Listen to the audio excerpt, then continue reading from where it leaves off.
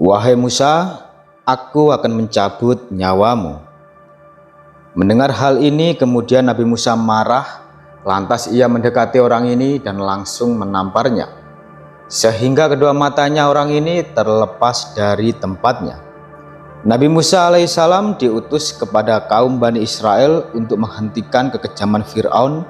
Kitab suci Taurat diturunkan di Bukit Tursia kepada Nabi Musa selama 40 hari. Dan Nabi Musa ini, teman-temanku, banyak diriwayatkan memiliki fisik yang sangat kuat melebihi manusia pada umumnya. Bahkan pernah ada kisah Nabi Musa ini pernah meninju pemuda Mesir dan langsung mati seketika dengan sekali pukulan. Namun kekuatan fisik dari Nabi Musa ini tak hanya sampai di situ saja.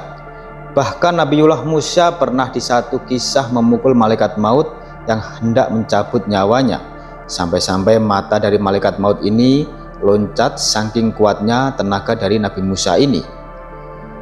Dan kisah ini merupakan kisah yang riwayat sahih menurut para ulama. Untuk itu, di video kali ini kita akan mengisahkan tentang ketika malaikat maut hendak mencabut nyawa Nabi Musa alaihissalam. Nabi Musa alaihissalam dikisahkan memiliki mukjizat yang sangat banyak, mulai dari membelah lautan, tongkatnya bisa merubah menjadi ular, bisa mengangkat sebuah bukit, dan masih banyak lagi. Dikisahkan juga kalau Nabiullah Musa ini seorang nabi yang memiliki kekuatan yang luar biasa. Bisa dikatakan Nabi Musa seseorang yang cenderung pemarah, ya mungkin karena diutus kepada kaum Bani Israel yang memang kaum ini orang-orang yang ngeyel dan sulit diatur. Kemudian Nabi Musa ini selalu didampingi kakaknya selama ia berdakwah, karena Nabi Musa tidak lancar berbicara, makanya ia berdoa kepada Allah agar kakaknya yang selalu menemaninya ini dijadikan nabi juga. Nabi ini bernama Nabi Harun alaihissalam. Nabi Harun selalu menemani Musa kemanapun ia pergi. Nabi Harun inilah yang bertindak sebagai juru bicara dari Nabi Musa alaihissalam. Teman-temanku seiman, di sini kita akan kisahkan tentang Nabi Musa yang memukul malaikat maut hingga mata dari malaikat maut ini keluar. Kisahnya begini, teman-teman. Pada suatu hari ketika Nabi Musa sedang berada di rumahnya, tiba-tiba ada seseorang yang datang dan langsung masuk ke dalam rumahnya tanpa orang ini memberi salam. Tiba-tiba orang ini berkata kepada Nabi Musa, "Wahai Musa, aku akan mencabut nyawamu." Mendengar hal ini, kemudian Nabi Musa marah, lantas ia mendekati orang ini dan langsung menamparnya hingga kedua mata orang ini terlepas dari tempatnya. Begitu kuatnya tamparan dari tangan Nabi Musa ini menyebabkan orang ini tersungkur jatuh. Padahal Nabi Musa tidak mengetahui bahwasannya orang yang datang ini adalah malaikat maut yang merubah wujudnya menjadi seorang laki-laki. Karena Musa tidak tahu bahwa yang datang ini malaikat dan laki-laki ini datang tanpa permisi, kemudian mengucapkan kalimat ancaman, maka langsung saja itu Musa memukul orang ini. Jika Nabi Musa tahu bahwa pria ini malaikat, pastilah dia tidak akan menamparnya. Kita kembali lagi ke cerita. Ketika pria ini menerima tamparan dari Musa, maka ia menemui Allah Subhanahu wa Ta'ala dan mengadukan akan hal ini. "Ya Rob, engkau mengutusku kepada seseorang hamba yang enggan untuk mati."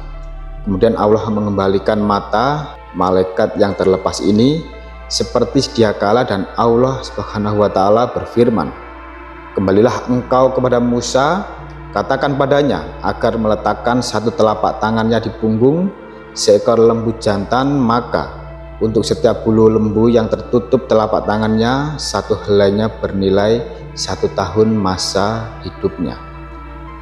Kemudian malaikat ini kembali menemui Nabi Musa dan dia berkata bahwa ia adalah malaikat maut, serta ia menyampaikan firman Allah kepada Musa tadi. Namun Nabi Musa tidak mau melakukannya dan ia berkata, "Untuk bertemu dengan kekasihku aku harus menunggu sekian lama lagi. Aku tidak mau. Cabutlah nyawaku sekarang, kerjakan tugasmu wahai malaikat maut." Dan ketika itu malaikat maut menjalankan tugasnya untuk mencabut ruh dari Nabi Musa alaihissalam ini. diikuti dengan Nabi Harun alaihissalam. Kemudian di akhir hidupnya Nabi Musa meminta satu permintaan kepada Allah. Dia ingin didekatkan dengan tanah suci, yaitu Baitul Maqdis di Syam, atau yang kita kenal sebagai Al-Quds, Palestina. Allah Subhanahu wa Ta'ala pun memenuhi keinginan utusannya itu, yakni mendekatkan Nabi Musa kepada Baitul Maqdis dengan jarak selemparan batu saja. Jasad Nabi Musa pun dimakamkan di daerah tersebut, namun hingga kini tidak ada yang tahu persis lokasinya di mana. Di kisah ini timbul pertanyaan teman-teman, mengapa malaikat bisa terluka ketika ditampar oleh manusia? Jawabannya adalah ketika malaikat sudah mengubah wujudnya menjadi manusia, maka hukum-hukum di dunia manusia akan terjadi juga padanya, seperti kisah Isra-nya Nabi Shallallahu Alaihi Wasallam dan malaikat Jibril berboncengan naik buraq dari Masjidil Haram ke Masjidil Aqsa.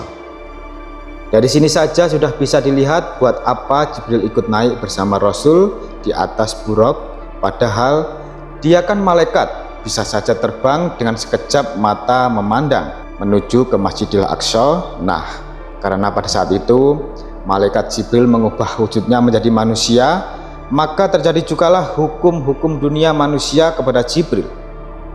Sebagaimana kita ketahui, tidak ada manusia yang bisa terbang. Al-Hafiz Ibnu Hajar menyebutkan beberapa bukti bahwa para nabi bisa saja tidak mengetahui malaikat yang datang kepadanya. Jadi para nabi tidak bisa mengetahui itu malaikat ataupun bukan. Ketika malaikat merubah bentuknya menjadi seorang manusia, sama seperti kisah Nabi Ibrahim dan Nabi Lut ketika bertemu malaikat dalam bentuk manusia. Dulu ada malaikat yang datang menemui Nabi Ibrahim dan Nabi Lut dalam rupa manusia. Nabi Ibrahim dan Lut awalnya tidak mengenalnya. Andai Nabi Ibrahim tahu bahwa dua orang itu adalah malaikat, tentu Nabi Ibrahim tidak akan menyuguhkan makanan untuk mereka. Dan andai Nabi Lut tahu bahwa itu adalah malaikat, tentu Nabi Lut tidak perlu mengkhawatirkan mereka dari kejahatan kaumnya. Intinya kita wajib menerima kebenaran dan akan peristiwa ini. Wallahu a'lam bishawab. Jadi itulah kisah ketika malaikat maut hendak mencabut nyawa Nabi Musa alaihissalam. Semoga kisah kali ini bermanfaat, lebih dan kurangnya mohon dimaafkan. Yang benar datangnya dari Allah Subhanahu wa Ta'ala. Kesalahan atau kekeliruan itu datangnya dari saya pribadi sebagai manusia biasa. Sampai ketemu di kisah-kisah seru yang penuh makna selanjutnya. Saya akhiri. Wassalamualaikum warahmatullahi wabarakatuh.